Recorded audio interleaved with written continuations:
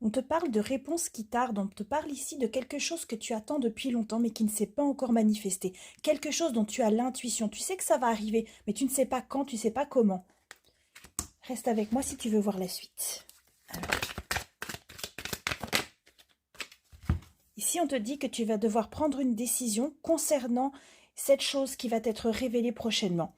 C'est quelque chose qui va finir par arriver. Il faut juste que tu fasses preuve de patience. Peut-être que tu as déjà fait preuve d'énormément de patience jusqu'à présent et que ta patience va être récompensée.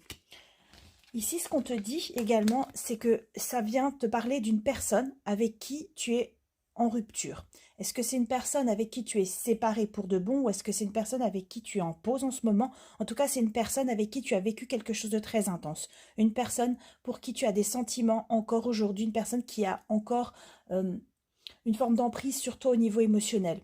Et là, ce qu'on te dit, c'est que les réponses que tu vas avoir prochainement concernent la situation que tu as vécue avec cette personne et que tu vas pouvoir faire un choix parce que tu vas avoir des informations complémentaires sur ce que vous avez vécu. Tu vas pouvoir comprendre pourquoi cette personne s'est comportée de cette façon-là, pourquoi la situation a évolué de cette façon-là et surtout si vous avez envie de continuer ou non. Ne prends que si ça résonne avec ta situation. N'oublie pas qu'ici, on est sur un tirage général. Hop, on va continuer. Alors, on a ici les retombées positives.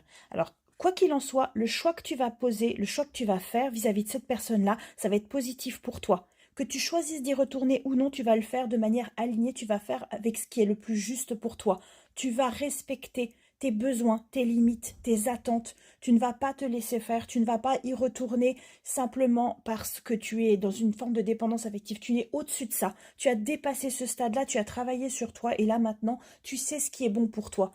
C'est même si ça implique de devoir laisser partir cette personne-là qui te faisait peut-être pas du bien, ça ne veut pas dire que c'est une mauvaise personne, ça veut peut-être juste dire que c'est pas aligné avec ce dont tu as besoin, peut-être que ça te nourrit plus, tu vois. En tout cas, c'est à toi de prendre cette décision. Et là, ce qu'on te dit ici, c'est que ça a été le fruit d'un vrai combat intérieur de réussir à arriver jusqu'à cet alignement, de réussir à arriver à cette décision-là, de réussir à comprendre si cette situation-là, finalement, pouvait encore t'apporter quelque chose de positif ou non. Et là, ce qu'on te dit ici, c'est que maintenant, ça devient une évidence pour toi, le choix que tu dois faire. Ça devient une évidence pour toi de savoir si tu dois écouter ton intuition.